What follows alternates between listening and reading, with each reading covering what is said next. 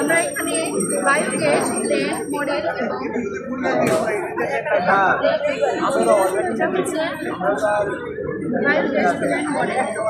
এখানে হচ্ছে এখানে আমরা রান্নাঘরের বর্জ্য এবং গোবর একটা মিশ্রণের সেনের অভাবে এটার মধ্যে একটা ব্যাকটেরিয়া প্রচুর হয়।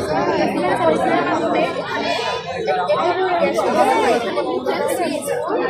গ্যাস থেকে 70% এবং কার্বন ডাইঅক্সাইড উৎপন্ন হয় এবং এখানে জমা হয় এবং আমরা এই গ্যাস দ্বারা আমরা রান্নার কাজে ব্যবহার করি এবং আমরা মাধ্যমে গাড়ি চালাতে পারি।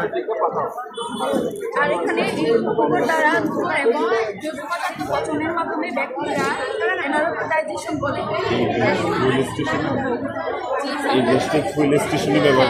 আমরা এখানে জমা করে রাখি পাইপের মাধ্যমে এই দুইটা পচনের মাধ্যমে পাইপের মাধ্যমে একটা গ্যাস এখানে জমা হয়। এই গ্যাসটা দ্বারা আমরা চুলা চালাতে পারি এবং গাড়ি বর্তমানে সঙ্গে কারণে আমরা এই গ্যাস চাহিদা থেকে আমরা